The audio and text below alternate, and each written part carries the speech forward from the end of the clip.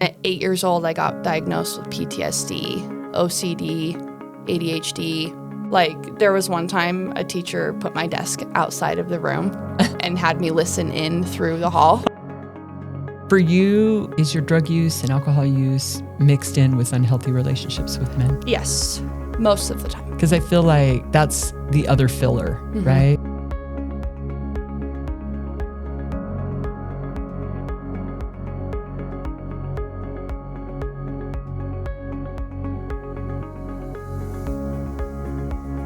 Welcome to the Living Louder podcast. Today I'm going to have a conversation with an amazing person that I met shortly after I got out of prison, and we're going to talk about that. Her name is Lily Johansson, and geez, Lily, thank you for coming. Of course. I think when you came, so I had gotten out of prison at the end of 2019, and I started working in drug treatment, inpatient. And I fell in love with you the first time I met you. You came in like this tiny little girl, like you were so little. And I just remember you were very broken, been through a lot of pain. And it was kind of a special place. It was. It was like there was this spirit of healing and love there. It was all women and pretty much all women staff too. It was just like, and it wasn't the end of your journey to get sober. Yeah, no, it wasn't. But I feel like for family members and people that are going through this, because we'll jump into your story, but every touch point along the way matters. Like there were so many things that people told me before I went to prison that didn't matter, but once I got to prison and I thought about those things, the whole thing was important, and I realized that. And our cat's going to be part of the story too today, kitty cat. But I want to jump into your story. Also, was I writing my book when you were at Renew? I was. Oh, yes. So you guys were my readers. We read in fixed punctuation and stuff. It was awesome. Because I would come in and I'd be like, I wrote this last night because I was working grave shifts, and I'd make you guys breakfast. Were you there when I like? Yep.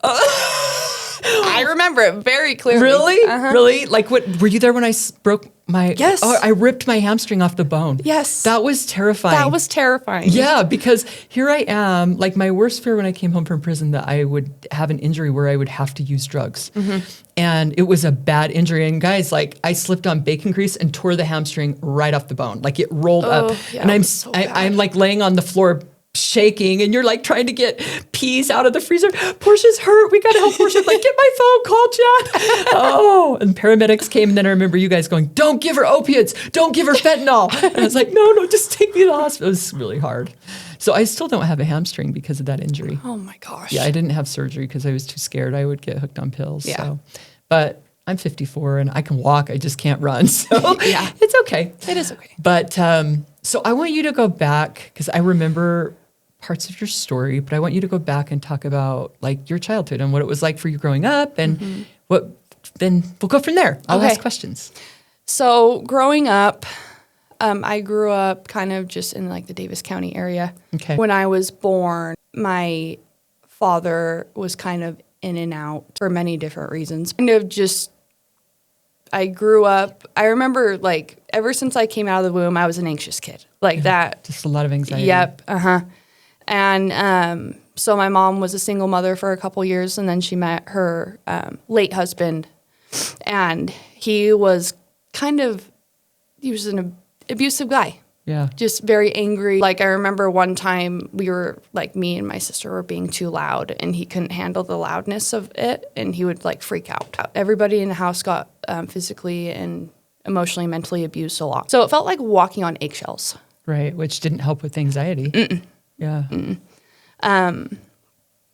And as I started getting a little older, my mom kind of noticed that like I wasn't acting as I normally was. So like around 8 years old, like my mom said I started to lose my light. I don't remember kind of this time period. I have been spotty around this time period. But so she got me to go get diagnosed. And at 8 years old, I got diagnosed with PTSD, OCD, ADHD, major depressive disorder. Wow. Just kind of the whole mix. Yeah. Yeah. So I was a young kid no kid should really ever have to go through that. But right. Yeah. Yeah. And then with all of that stuff, especially with my ADHD, I was I talked a lot, bounced around, could never pay attention. So I struggled a lot in school too. Like there was one time a teacher put my desk outside of the room and had me listen in through the hall. Yeah. Stuff like that happened a lot. So I got yelled at home and at school. So life was just kind of hard growing up. Yeah. And then like going into junior high, I got bullied a lot because I'm a smaller set woman. So I got made fun of a lot for that. Okay. What were your teenage years like? Like, when did you start turning to substances? Okay, so about 8th to 9th grade, I got pulled from the school that I was going to before because the bullying was so bad and the school wasn't doing anything about it. So I moved to a different school, and then I was able to I was starting to make friends and things were starting to get a little better for me. Yeah. And then halfway through that year, my dad, he committed suicide halfway through my 9th grade year. So that was kind of the beginning to the substance use. Yep. And then I was also a big runner during this time period, so I ran a lot. And then next year, into my sophomore year, I blew my knee out, and which was a bummer because I was hoping to get scholarships for track. I was playing track and hopefully going to get on the high school basketball team. Yeah. And that just kind of killed my little girl dreams. Right. And that's when the use started. Okay. What were you using in the beginning? So the first thing I did was smoking weed, and then drinking was not far behind that. Probably a month or two. Okay. What, were you at that point, did you start getting in unhealthy relationships yet, or? Kind of. My first boyfriend, he was just kind of, just that high school. Yeah. Yeah, it wasn't a good relationship. Yeah, well, when you came into Renew, you were with a guy that was like twice your age. I was. And he was really abusive. He was. And drugs were involved, and it was just I just wanted to put my arms around you and just say, honey, we got to get you out of this. Just a little girl that, this isn't good for you. It wasn't. I think you weighed under 100 pounds. You might still weigh under 100 pounds. You're a tiny thing, but still. I weigh 105, 110 right now. I think you were 80 or 90 pounds at that point. I was 78 when I came into treatment. 78 pounds. Wow. Yeah, you were so little. Yeah, face was sunken in and everything. So when did things start to escalate for you? And how did you process the loss of your dad? I didn't. Okay. So I didn't. I shoved it way down. I didn't start processing my dad until I went to treatment the first time in 2020. Okay. And at that point, when you came into treatment, how old was the man that you were with? So he was 25 years older than me. So at the time I was 21, 22, and then he was 47, 48 or something like that. And he was a drug user? What drugs were you using at that point? So at this point, I was using my DOC, which is bath salts. Oh my gosh. Did I even know that? I didn't know that until later. Oh. Because bath salts are the scariest drug out there. In my opinion. They're terrifying. Yeah. I've just seen people mentally, the danger that, for some reason I thought it was mostly Molly, but maybe you thought it was mostly Molly too. And it was. And I didn't find out until later in my treatment stay that year. He ended up getting arrested and going back to prison. And then I saw what was... So what he was giving you was bath salts and you didn't know it. Yep, and there was a whole news thing on it. And my therapist, I don't know how she did this, but my therapist saw it on the news and brought it back to me while I was in treatment. And that was how I found out what I was doing. He was lying to me. Oh, wow. Yeah. Do you think your need for a healthy father pushed you in that direction? Oh, absolutely. That's what I see with girls. They have these mommy issues and daddy issues turn into I'm with an older man to take care of me. And it's usually not healthy. It didn't work for me. Because an older man that's trying to take care of a 20-year-old girl with drugs, he's not. No, that's not his intention. Yeah. Right. So hard. So when you came in, you got sober for a while. And then what happened? So my first treatment stay, it was like, didn't take long. Like I definitely had barely even scratched the surface at this point. Right. So getting out, I didn't know how to self-regulate still, and things were really hard during this time period. So I started using again. I didn't end up using my DOC, but I just switched. What were you using? Cocaine, alcohol, and the occasional Molly and ecstasy. Okay. But mainly like cocaine and drinking and stuff like that. And then where did that lead? Back to renew again. Oh, yeah, that's right. Yeah, didn't take long. Right. The one thing I did learn, though, was that I can catch it. It doesn't need to be a year. Yeah, you don't have to walk in weighing 70 pounds. Yes. Yeah. So I was able to catch it, and then I called Kim, the outreach girl. Yeah. Then you came back, got sober again. Yep. And I had a good stint this time, about a year. Okay. But I was dry drunking it. I hadn't filled that void that drugs and alcohol once gave me. Right. So it was just, I was white knuckling, gripping it. Right. And then what happened? And then my birthday popped up that year, and I was just over it. I was like, nah, I'm bored. Yep, I'm bored, and I'm miserable and anxious and everything. So that's when I started drinking again that night, and it progressed. Okay. For you, is your drug use and alcohol use mixed in with unhealthy relationships with men? Yes, most of the time. Okay. Because I feel like that's the other filler, right? Like if you can get sober, but like I just had a That's the easy part. Yeah. Sadly, right? That's the easy part. Sadly. I mean, because you can get sober by going into inpatient. Yeah. The challenge is then you got to come out and learn how to live. Yep. And same with prison. I've seen people go to prison for 10 years and they are smoking cigarettes as soon as they walk out the door. Yes. Like, because that stuff is still with you if you don't do the work on yourself inside. And sometimes that takes more than one trip to either prison or to a treatment center. Like, in a way, I think the fact that I did 5 years in prison might have saved me. Because if I'd have done a year, I probably, like, maybe could have just been really confident and arrogant and come out and said, yeah, I did some time, you know? I'm fine. But my addiction was, I mean, that time was so painful for me that I knew I would rather die than relapse. Yep. Yeah. It got to that point for me. So what happened?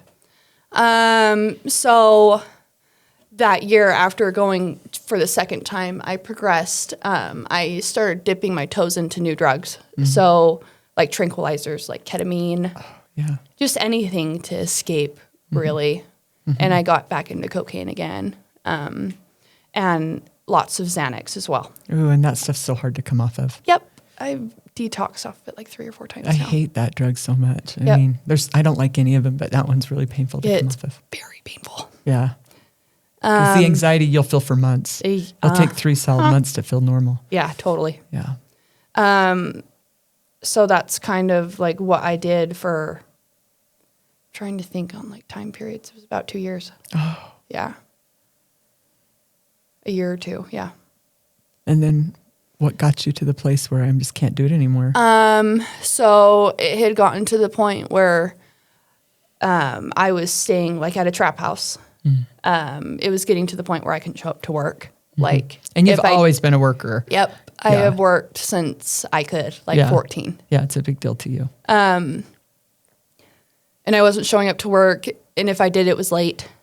I wasn't leaving the trap house. So I wouldn't see like the sunlight for like 3 days. It was almost hard to even leave that house. Is that an addiction in and of itself? You're with your people. You can't get, like the street people. It is. Yeah. And it's like, I feel understood because you're so trauma bonded together. Yep. Yeah. And so you're the only one there going to work. Yeah. It sucked. Yeah. You're like, I'm supporting y'all. Oh, it sucked. That's rough. What like I remember when I was a lot younger, and there's different ways that I use drugs. One, when I was in my 20s, I was a meth addict and I went into trap houses. I remember thinking, I have seen things I never wanted to see and gone places I never thought I would go. Yeah, I relate to that. Later, I used alone and I used to survive, and I felt very isolated, and I didn't have all those friends from the street. And there's both of them are hard. Both are hard. Yeah. But being in that place, like, what was it that drove you to a place where you're like, I can't do it anymore? So one morning I was driving to work after a whole night of use. Specifically the night before, I was using a lot of Xanax. So I was definitely still under the influence. Driving to work, my tire popped on the freeway. And I so blessed that there was a cop behind me. Most criminals don't say blessed when a cop's behind them. Oh, it saved my life. But so he saw me. I had pulled off on the left side of the freeway. And then he was like, yep. So he got me to the other side, so I didn't get like hit on the freeway or anything. And then I got out and we made eye contact, and he knew something was up. He goes, "Are you okay?" Yeah. And my brain broke. I freaked out and just couldn't handle, like, even me popping that tire was just enough for me to be overwhelmed and done. So he called crisis workers. He didn't give me any tickets. Wow. Yeah, no tickets. He called crisis workers and my mom, and we went to my mom's house, and it took the crisis workers like 2.5, 3 hours just to talk me into going to treatment again. Wow. Because I was like, I'm not doing that again. You're like, I keep doing it. It doesn't work. It's I'm not doing that again. Right. And then it eventually got to the point where they got me into detox, and I was back in rolling again. Detox, though, coming off benzos. How long were you in detox? 5 days. Which is barely enough to scratch I know. the surface. I also was like, to be honest, I was like, I'm feeling fine. I don't want to be here anymore. Right. Because I went to a government-funded one, and everybody was just laying in recliner. Tell me you didn't go to VOA. No, I didn't. Okay. I went to the receiving center. Oh, okay. But it was very hard because people are just in recliners all in the same room, and they just kind of give you a bucket to throw up in, and they're like, yep. Just monitor you a little bit. Yeah, you're like, I'm out. Yeah. So I left a little bit early, and then I ended up going to Ardu. Which I know. Yep. Yep, Ardu Recovery Which is in great. Provo. Yeah, it was amazing. I learned a lot there. It's awesome. Because it's co-ed. Yeah, that's so scary. I mean, it's probably you need to learn how to navigate being in relation. I'm so torn on that, like the whole co-ed versus not, because I work with people leaving prison, and we kind of work with them in their own home. Like, we are trying to help people learn how to be that change in their environment, because you go into inpatient, you still have to come out and figure that out. Yeah. You know? So you feel like co-ed was helpful for you? I'll tell you a little bit about it on how it was helpful. So I did learn there, like, they kind of have you do like timelines and stuff, and then they'll get the whole group together and you say it in front of everybody. And I remember that being like extremely terrifying, but that helped me like realize that I can tell my story in front of like men. Yeah. And like not all men are predators. Yes. Right. Yes. And then, but I also like being in co-ed and not have healed like my issues with men. I started to end up liking this one guy. Of course. That's what the hard part about inpatient is, right? Yep.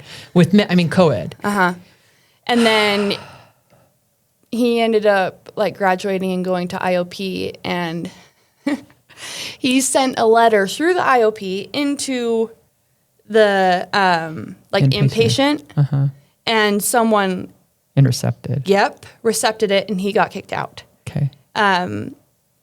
And I also ended up getting kicked out for that. Right.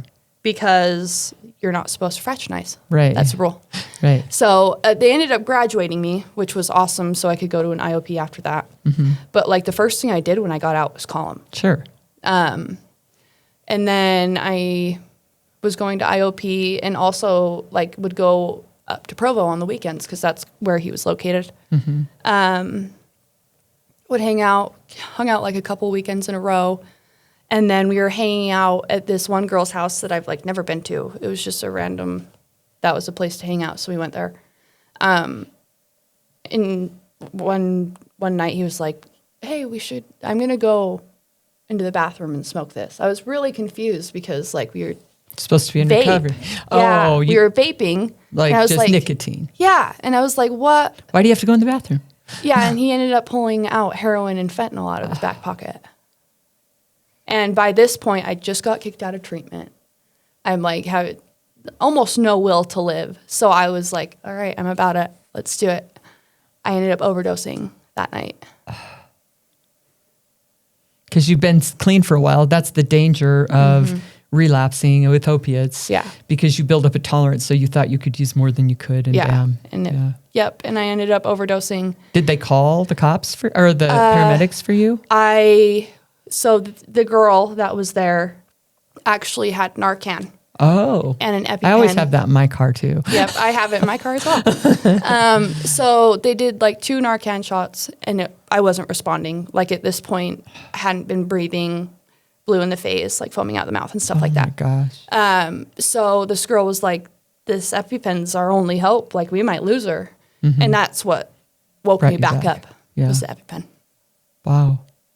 And the problem is that if they would have called the paramedics, they could have gotten charged. So all the people that are in this drug house that are using together are scared that they're going to get in trouble, so they don't call. Yeah. And they've tried to change the laws. I mean, I met people in prison. I think they did, like recently. Yeah. Like the Good Samaritan law or whatever. Right. Yeah. Because I met a girl in prison who was doing 8 years because she had picked up drugs. They both used. One died, she didn't, and they charged her on it. It's like, I'm an addict. She wasn't trying to kill anybody. But then you don't dare call because if you call and... Yeah, you can get in trouble. Yeah. So I'm glad they changed the laws. Yeah. So you came back from that. Was that enough to scare you? Nope. I did it again the next weekend, and the same thing happened over again. I overdosed again. So like twice in 1 week, basically.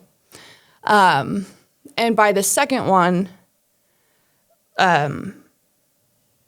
I was woken up by the guy that I was talking to, this full-grown man, smacking me over and over again, trying to wake me up. Oh my goodness! So how old was the guy? Probably like 30s, 7 or 8 years older than me. Yeah.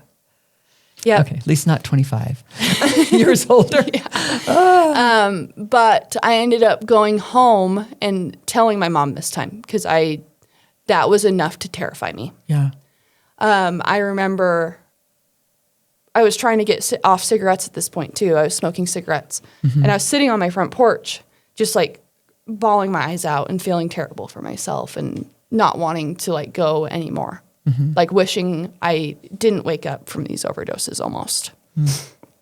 And something happened. I would say a God moment for me. I was kind of crouched down and just holding a cigarette like this. And I went, I don't want to do it anymore. It was like something switched, an automatic switch of I am tired of feeling this way and I'm done. I'm over it. And I started taking my program seriously after that. And I've been clean ever since. Oh my gosh. Wow. So to all those parents and family members and loved ones who have been through that, if you stick around long enough, the miracle can happen. I always say like you're in the middle, like with it. So yeah, I think that parents that are like feel so hopeless, you know, Manny was in prison 11 times. I did one. I'm so grateful for that. That was enough for me. But for you, I think every step of your journey was important. Like you learned something every step. Yeah. Oh, I did. It's like I dug a little deeper every single time. Yeah. I went back. So what's your life been like since you got sober? Well,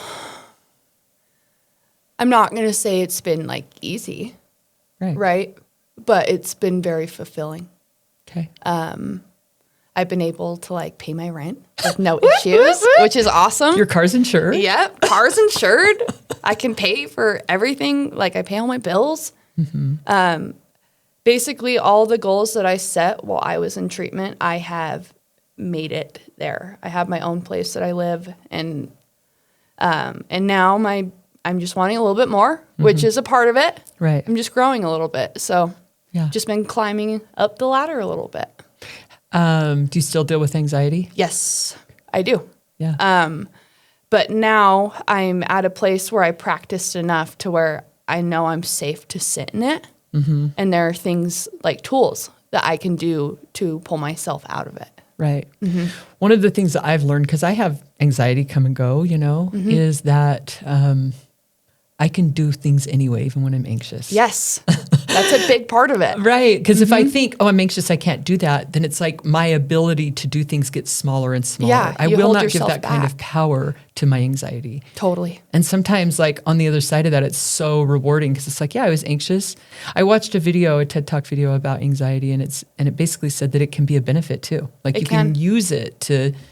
It's fuel. Yeah. You go through depressive episodes. I do.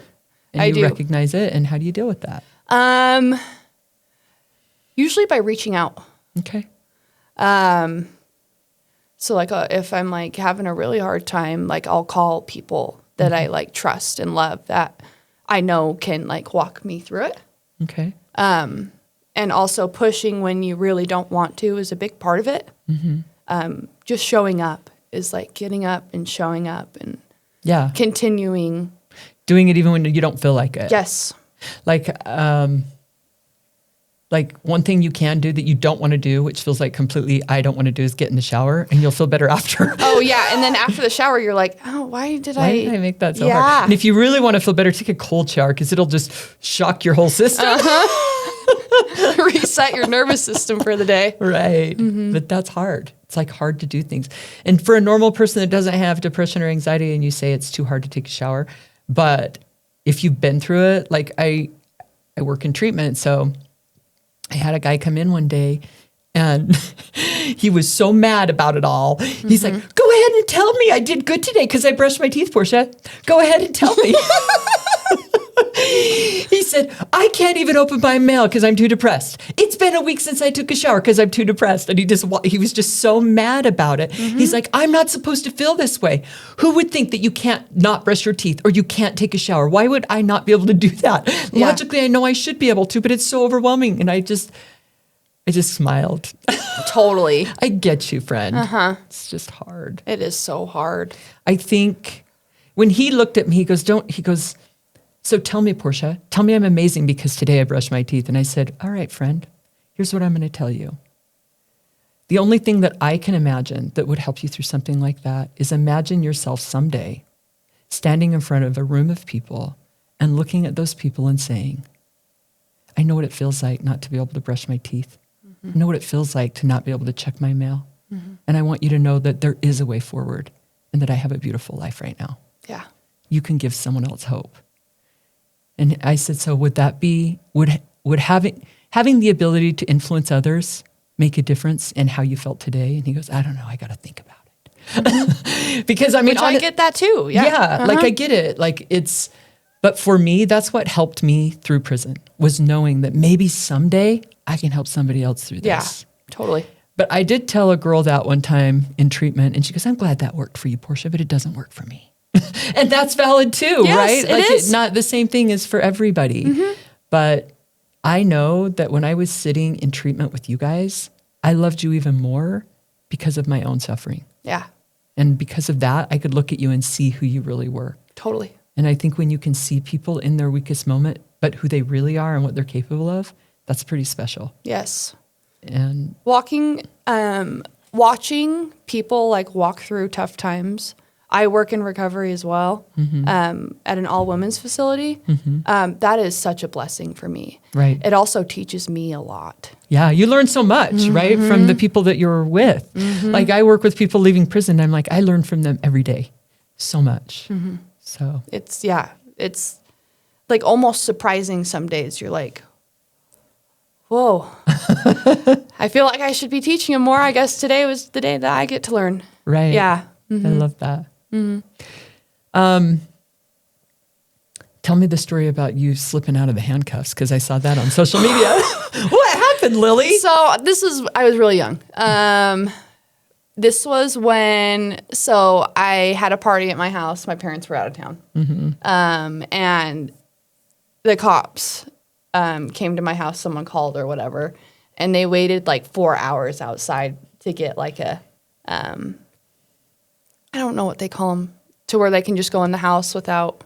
Oh, warrant. Yes, okay. warrant. Yeah. Waited outside for 4 hours for a warrant, and then the 4 hours passed, and they actually got in the house. I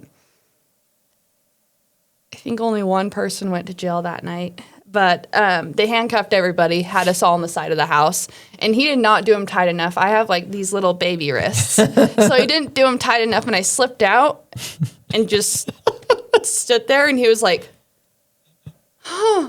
Mad respect. "Come here," and put him back on tighter. Oh my gosh. Oh my gosh. You don't have any like law enforcement trauma? Like you feel like law enforcement's been in your corner? I wouldn't say like not like significant trauma. Right. I feel like God was in my corner in that way, to where I was able to dodge a lot of it. Right. But I have been arrested a couple times. Okay. Yeah. Got you. It's kind of odd for me because I had never had anything to do with the justice system. And then all of a sudden I'm up against a federal indictment. It's like this great, big, scary mountain. I cannot imagine. Yeah. Yeah. I had a full-on mental breakdown. It was like the most overwhelming, frustrating, terrifying, discouraging feeling. And I have a beautiful life on the other side of it. Yes, you do. So, yeah. I remember, again, like when we were at Renew Wellness, it was a treatment center. It was just us girls, and like in the mornings, I would make you guys French toast, peach French toast. I remember it. And I'd come in with my little stories, and I'm like, tell me what you think. It's so crazy to me that you were there when I was writing that book. I know. So it was kind of a magical time for me because I was really insecure and didn't. But when people say, well, were you afraid people wouldn't like your book? I say, I just wrote a book I liked. I didn't know if people would like it or not. It was just about me needing to share my story, which is where you're at now. You've been able to go to high schools and share your story. So cool. Yep. Yeah. It's been very cool. Definitely a growing experience for me. Right. For some reason, I think I'm afraid of teenagers or something because they scare me. I like telling my story in front of them was terrifying, but the response I got from it was like entirely worth it. And I've done it quite a few times now, but It's awesome. How old are you? I am 27. Wow. I'll be 28 in February. Yeah. How long have you been sober? So March 16th of 2023. Wow. I'm almost to the 3 years. So beautiful. So amazing. Is this the best time of your life? So far, yes. Yeah. Yeah, so far. And you still have so much to look forward to. Yeah. Like, I feel like this is the best time of my life. And there is no way that I could have seen this when I was in the thick of my suffering. Oh, I guarantee if you were to pull like 20-year-old Lily and be like, yeah, this is what you do now, she'd be like, no. Right. This is not real. Yeah. It wouldn't even be believable to her. So What would you say to 20-year-old Lily?